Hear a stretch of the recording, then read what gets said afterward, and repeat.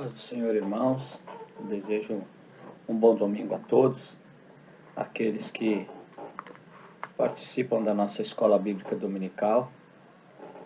Nesta feita, a lição de número 4, 26 de abril de 2020, que trata da iluminação espiritual do crente. Estamos tratando, nesse segundo trimestre, sobre a igreja eleita, redimida pelo sangue de Cristo e selada com o Espírito Santo da promessa.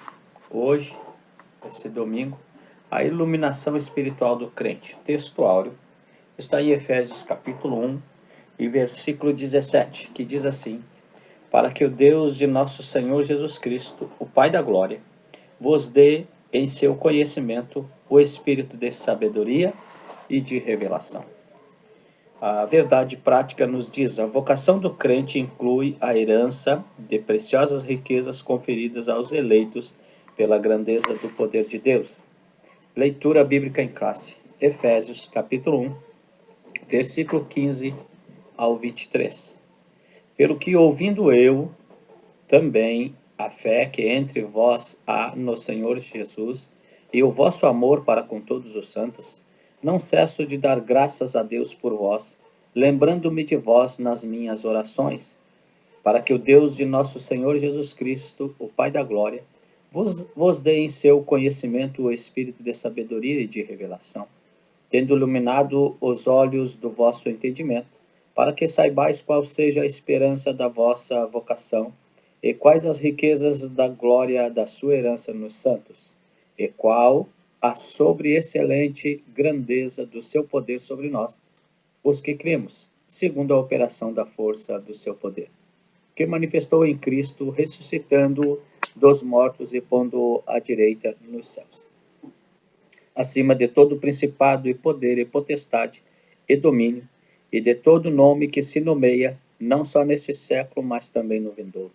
E sujeitou todas as coisas a seus pés, e sobre todas as coisas o instituiu como cabeça da igreja, que é o seu corpo, a plenitude daqueles que cumpre tudo em todos. Graças a Deus. Leitura bíblica em classe, o que vamos discorrer aqui nesta escola bíblica dominical. Aqui nesses 3 primeiros versículos nós já vimos que Paulo está em meio à oração. Efésios capítulo 1, versículo 1 e 2, Paulo se dá a conhecer ali, ele se apresenta ali como apóstolo de Jesus Cristo. No versículo 3, Paulo entra em um âmbito de oração. Ele começa a falar com bendito Deus, o Pai de nosso Senhor e Salvador Jesus Cristo. Ele está orando a Deus. Aqui, Paulo está em meio a uma oração. E em meio a esta oração, ele está falando, orando, está nesta oração ações de graça e intercessão. Porque nós vimos no versículo 15 que ele está orando.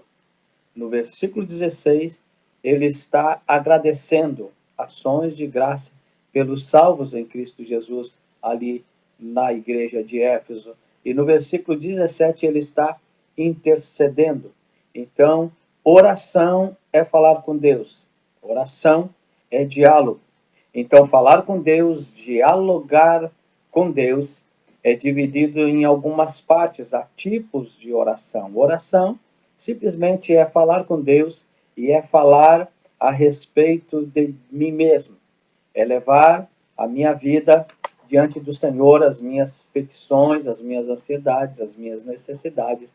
Ação de graça é agradecimento. É eu estar agradecido a Deus, é o reconhecimento pelo que Deus fez por mim ou aqueles que me rodeiam, as bênçãos que me rodeiam, eu ser agradecido. Ações de graça. E vai falar aqui sobre intercessão. Intercessão é eu orar, eu me apresento na oração diante de Deus, eu me apresento a mim mesmo e falo a respeito de tudo que me cerca. No entanto, na intercessão, eu me apresento diante de Deus em favor de alguém, intercedendo por alguém. É que Paulo está falando aqui. Ainda a oração é conhecida também algumas palavras como clamor, súplica, rogo. Clamor é um grito de desespero. Clamor é algo que é algo urgente, é um grito, é um pedido muito necessário, um pedido de intercessão divina, isto é clamor. No entanto, tem também a súplica. A súplica é pedir com humildade e perseverança por um favor, uma graça, até mesmo uma esmola. Traz na raiz, a palavra etimológica vai trazer, então, a etimologia bíblica, vai trazer na súplica o pedido com humildade e perseverança insistente sobre até mesmo uma esmola, que carece muito daquilo, e ele vai de forma perseverante insistir no seu pedido. Isso é algumas lições básicas assim quanto à oração. Mas nós vamos ver que Paulo vai falar algo, o que o comentarista nos traz aqui, vai falar aqui nos tópicos, os tópicos vai trazer a esperança da vocação e as riquezas da glória. O subtópico 1, ação de graças e intercessão. E no subtópico 2, a esperança da vocação. Também é importante nós sabermos pequena diferença que há na vocação e no chamado, porque vocação é chamado, mas, no entanto, o chamado é algo coletivo.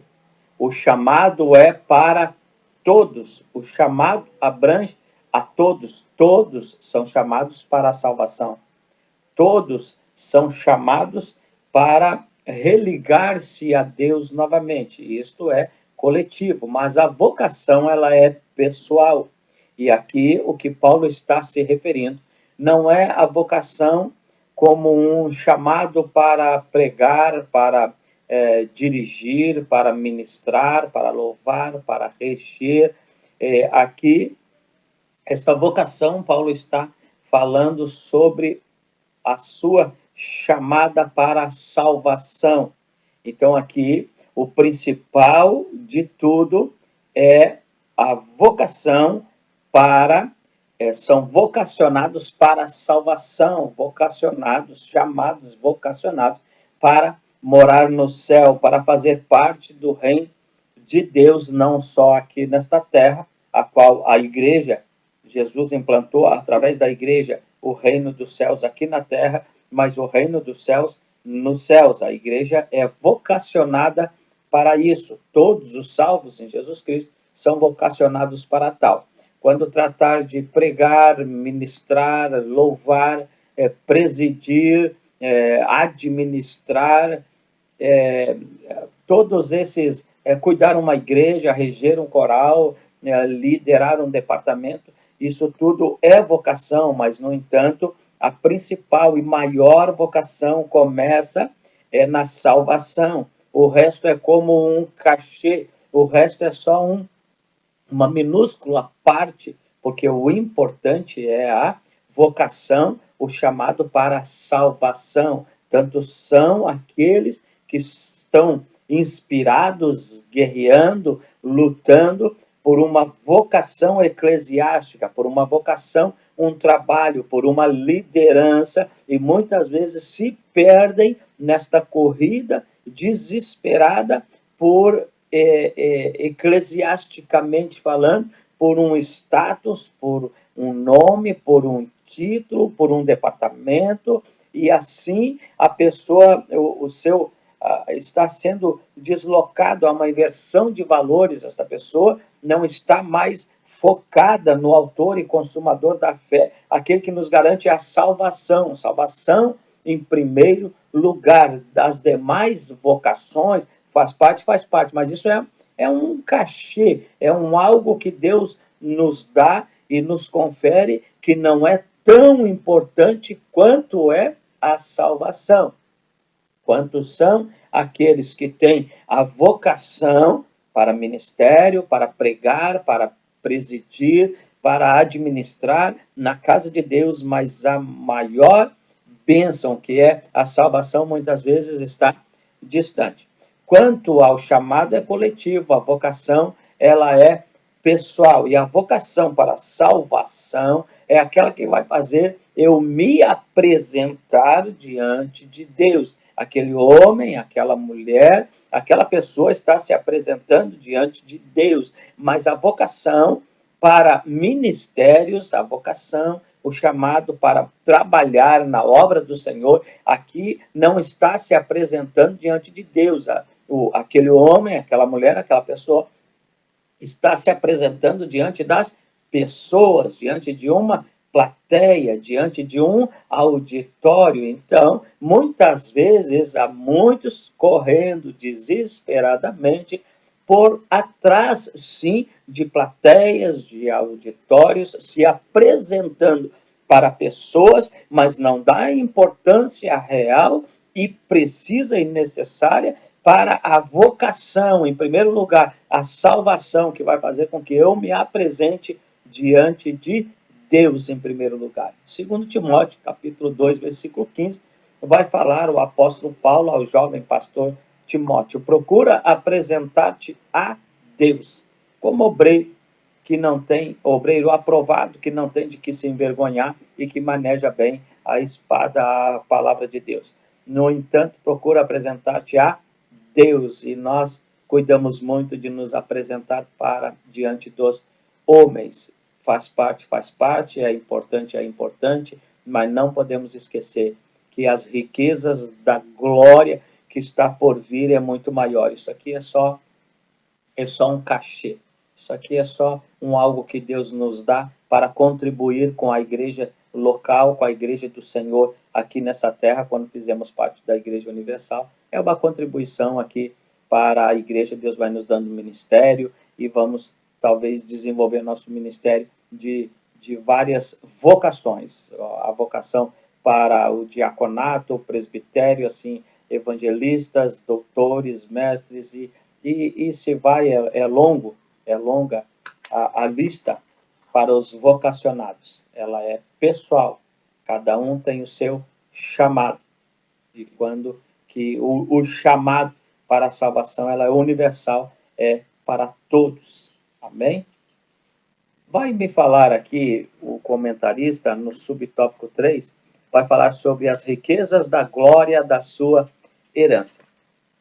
E aqui eu acho interessante sobre as riquezas aqui que está falando, são riquezas do reino, irmãos, riquezas do reino de Deus, riquezas do reino espiritual. Como está muitas vezes nós buscando riquezas terrenas até dentro da igreja. Talvez vamos pensar que a igreja está crescendo, está mais confortável e ar-condicionado, estamos adquirindo propriedades, estamos construindo. Com isso, nós estamos somando, estamos enriquecendo o reino de Deus. O reino de Deus, as riquezas do reino de Deus não são terrenas, as riquezas do reino de Deus, elas são celestiais, elas não são visíveis, são invisíveis, elas são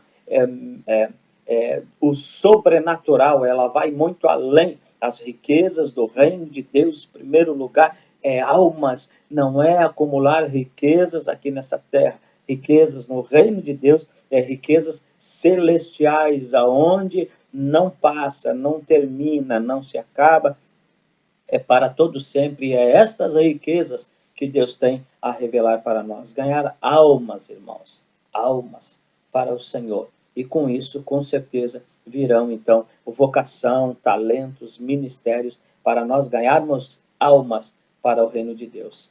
Aí vamos ao tópico 2, a sobreexcelente grandeza e força do poder divino. O subtópico 1, a sobreexcelente grandeza do seu poder.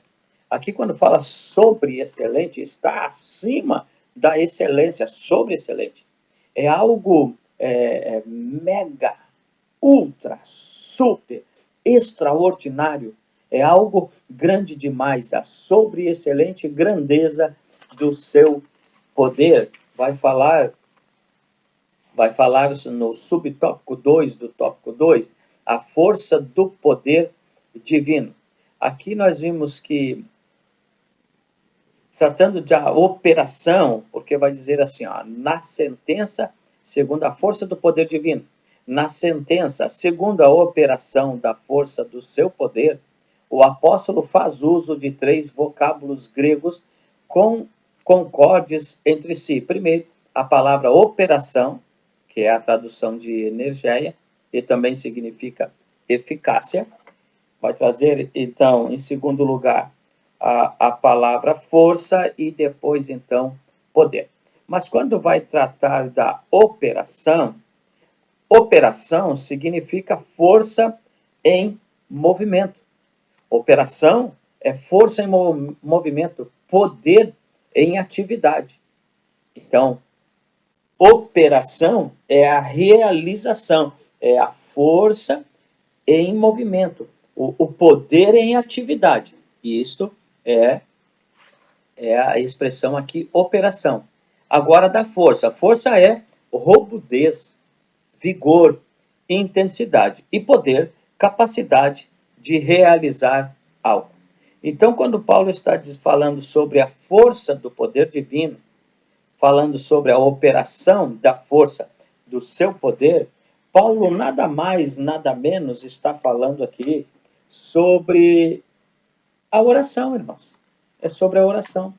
Porque a força do poder de Deus está na oração. Deus é todo poderoso. Deus pode todas as coisas. Mas, para que seja feito o que Deus quer, tanto na terra como no céu, ele ensina na oração do Pai Nosso. É por meio da oração. Nós temos que pedir que seja feita a sua vontade, tanto na terra como no céu. Então, a força do poder de Deus está na oração. Em João 14, quando ele vai falar, João 15, quando ele vai falar, vós sois as varas, o Pai é o agricultor, ele é a videira verdadeira, ele vai falar que se as minhas palavras estiverem em vós, se vós estiverdes em mim e as minhas palavras estiverem em vós, pedireis tudo o que quiseres e vos será feito. Está falando que tudo que vocês querem tem que estar firmado, alicerçado no Senhor. Estando alicerçado no Senhor, a palavra dele estando em nós, nós vamos pedir tudo o que quisermos. Ou seja, a força do poder de Deus é a oração da igreja. É a igreja que ora, a igreja que tem que clamar e pedir que a vontade de Deus se realiza nesta terra como também no céu. Ou seja, que seja feita a vontade de Deus nesta terra como é feita ali no céu. Ali no céu, tudo em submissão a Deus. Deus é supremo, Deus, ele é o Todo-Poderoso. Os anjos o adoram, o louvam, o obedecem. E assim na terra como no céu, está nos dando o exemplar, está nos dizendo a quem que deve ser imitado aqui na terra, o querer, assim como no céu. Então está nos dando um exemplo de que como é feito no céu, seja feito aqui na terra. Mas isso depende da nossa oração. Se nós temos orado, se nós temos buscado a presença de Deus, o seu poder virá, porque nós estamos na força do seu poder, nós estamos na oração. Deus nada vai fazer, conforme eu vejo na oração do Pai Nosso, se não for diante da oração da igreja.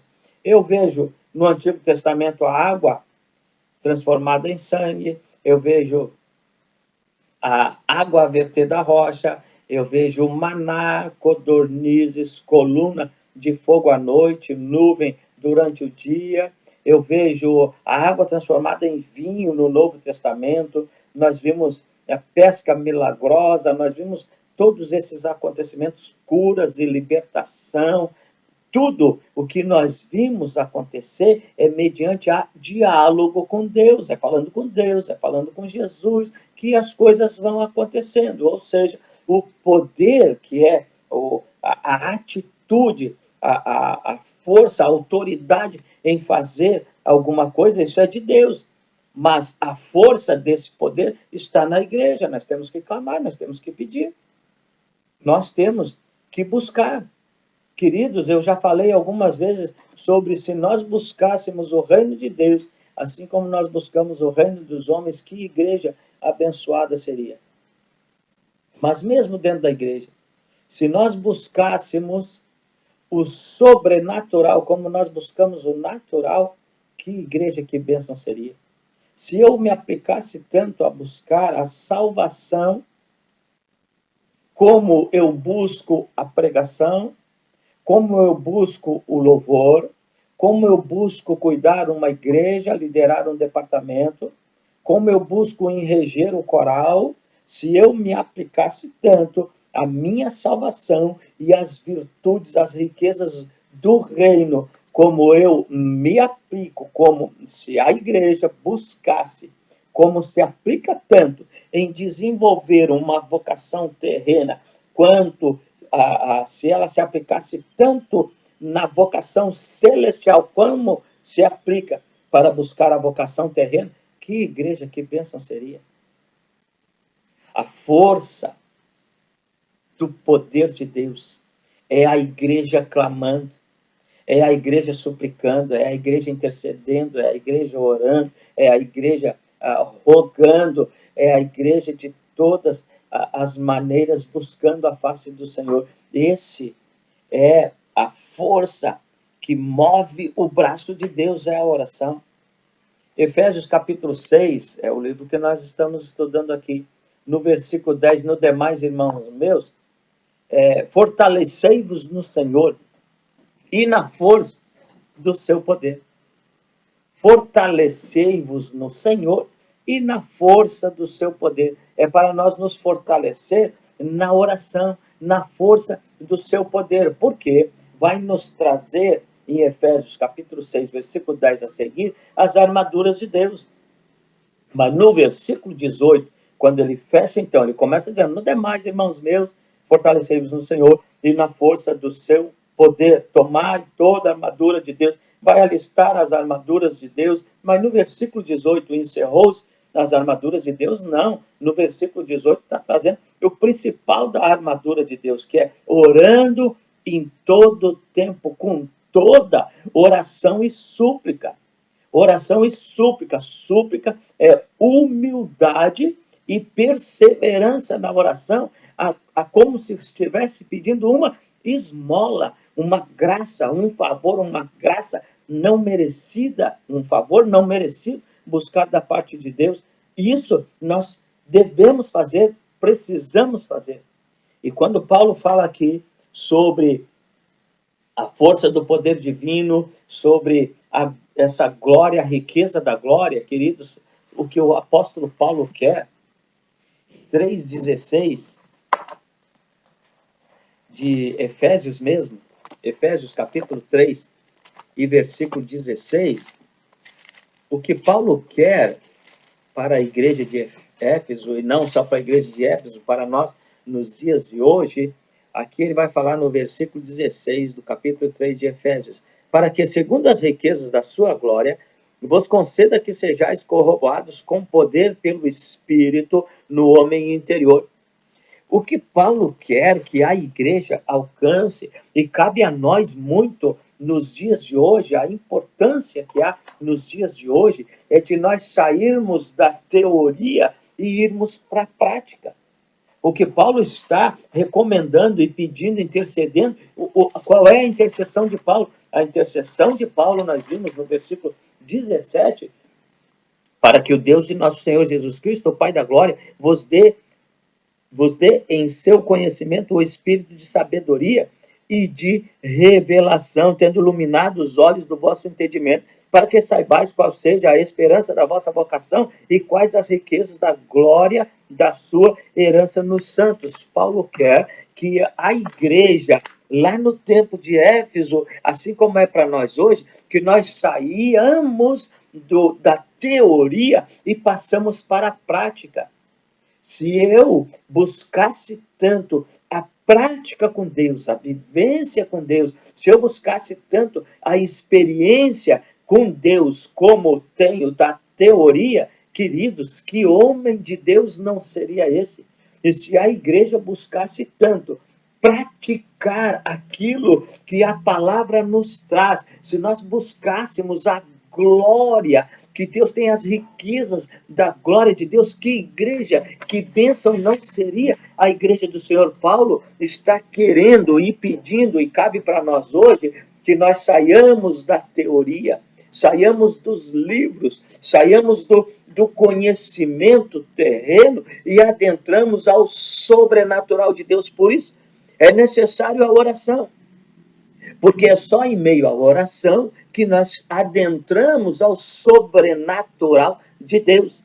Nós começamos um culto, uma reunião, uma escola, um curso, nós começamos uma visita. Todo o trabalho que nós vamos desenvolver no reino de Deus começa-se em oração, porque é em oração que se abre o céu. É em oração que vai se mover o braço de Deus. É em oração que nós vamos adentrar aos milagres, aos impossíveis.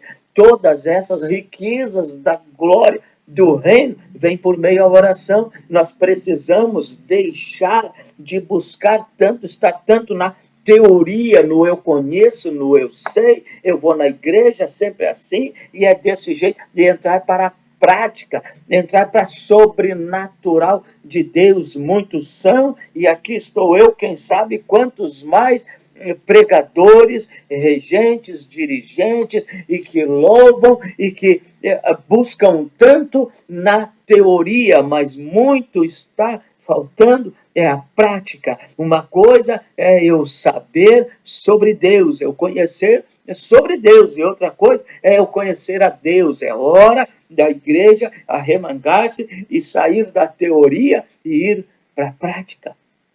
É isso que Paulo está recomendando, e é isso que é importante e necessário a todos nós, a toda a igreja do Senhor nestes últimos dias. Que Deus abençoe os irmãos, em nome de Jesus Cristo.